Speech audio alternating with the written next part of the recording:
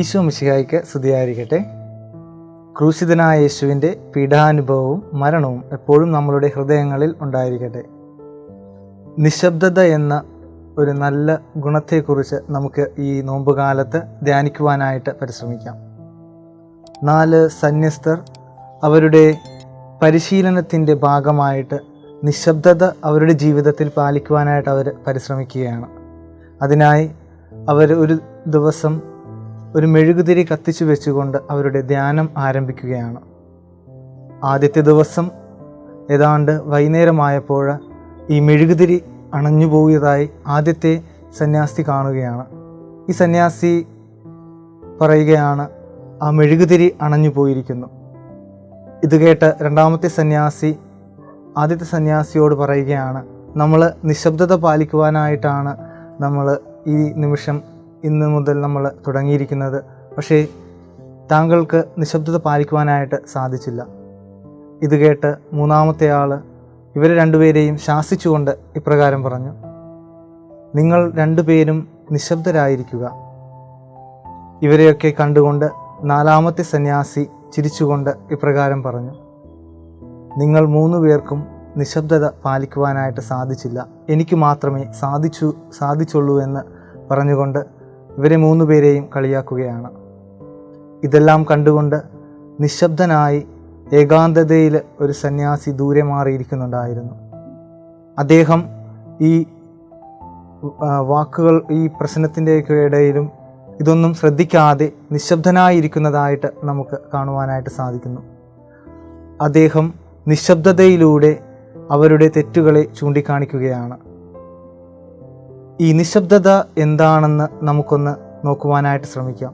നിശബ്ദതയ്ക്ക് ഇത്രമാത്രം നമ്മളുടെ ജീവിതത്തിൽ പ്രാധാന്യം കൊടുക്കേണ്ട കാര്യം എന്താണെന്ന് നമുക്കൊന്ന് നോക്കുവാനായിട്ട് ശ്രമിക്കാം. നിശബ്ദത കൊണ്ട് നമുക്ക് നേടുവാനായിട്ട്, നമ്മുടെ ജീവിതത്തിൽ നമുക്ക് നേടുവാനായിട്ട് സാധിക്കുന്ന കുറച്ച് ഗുണങ്ങളെക്കുറിച്ച് നമുക്ക് നോക്കുവാനായിട്ടൊന്ന് പരിശ്രമിക്കാം. ഒന്നാമതായി, നിശബ്ദത നമുക്ക് വെളിപ്പെടുത്തി തരുന്ന ഒന്നാണ്. എന്താണ് നിശബ്ദത നമുക്ക് വെളിപ്പെടുത്തി തരുന്നത്? ദൈവ വിളിയെ നമുക്ക് നിശബ്ദതയിലൂടെ വെളിപ്പെടുത്തി തരുന്നു. നമ്മൾ ദൈവവുമായിട്ട് നിശബ്ദതയിലായിരിക്കുമ്പോൾ ദൈവത്തിൻ്റെ പദ്ധതി നമുക്ക് മനസ്സിലാക്കുവാനായിട്ട് സാധിക്കുന്നു.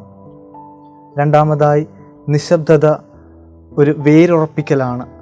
ദൈവത്തിൻ്റെ ആ വിളിയെ നമ്മുടെ ഹൃദയങ്ങളിലേക്ക് നിശബ്ദതയിലൂടെ നമുക്ക് വേരുറപ്പിക്കുവാനായിട്ട് സാധിക്കുന്നു. മൂന്നാമതായി, നിശബ്ദത ഒരു നവീകരണമാണ്. നിശബ്ദത നമ്മെ റിസ്റ്റോർ ചെയ്യുന്നു, നമ്മെ ഒരു നല്ലൊരു വ്യക്തിത്വത്തിന് ഉടമയാക്കുന്നു. നമ്മൾ നിശബ്ദതയിലായിരിക്കുമ്പോൾ നമ്മിലുള്ള നല്ല ഗുണങ്ങളെ നമുക്ക് തിരിച്ചറിയുവാനും നമ്മളിലുള്ള മോശം കാര്യങ്ങളെ നമുക്ക് വേർതിരിച്ച് അറിയുവാനായിട്ട് നിശബ്ദത നമ്മെ സഹായിക്കുന്നു. നാലാമതായി, നിശബ്ദത നമ്മെ പൂർണ്ണമായിട്ട് നമ്മിലേക്ക് തന്നെ ശ്രദ്ധ ചെലുത്തുന്നു. ഇങ്ങനെയുള്ള ഈ 4 ഗുണങ്ങളിലൂടെ നിശബ്ദത നമ്മെ തന്നെ തിരിച്ചറിയുവാനായിട്ട്, നമ്മിലുള്ള ആ ദൈവത്തിൻ്റെ വിളിയെയും പദ്ധതിയെയും മനസ്സിലാക്കുവാനായിട്ട് സാധിക്കുന്നു. നമ്മളുടെ മദർ തെരേസ ഇപ്രകാരം പറയുന്നുണ്ട്, God speaks in the silence of heart. Listening is the beginning of prayer. നമ്മൾ നിശബ്ദതയിലായിരിക്കുമ്പോഴാണ് ദൈവം നമ്മളിലേക്ക് വരികയും ആ നിശബ്ദതയിൽ നമ്മളുടെ പ്രാർത്ഥന ആരംഭിക്കുകയും ചെയ്യുന്നുവെന്ന് നമ്മെ പറഞ്ഞ് മനസ്സിലാക്കി തരുന്നുണ്ട്. അതുപോലെ തന്നെയാണ് നമ്മൾ പഴയ നിയമം മുതൽ പുതിയ നിയമം വരെ നമ്മളൊന്ന് വായിക്കുകയാണെങ്കിൽ അവിടെയൊക്കെ നമുക്ക് കാണുവാനായിട്ട് സാധിക്കുക, പ്രവാചകന്മാർക്കും ഓരോ വ്യക്തികൾക്കും ദൈവത്തിൻ്റെ ശിഷ്യന്മാർ ഉൾപ്പെടെ എല്ലാവർക്കും ദൈവത്തിൻ്റെ സാന്നിധ്യവും ദൈവത്തിൻ്റെ ആ പദ്ധതിയും വെളിപ്പെടുത്തിയത് നിശബ്ദതയിലാണ്.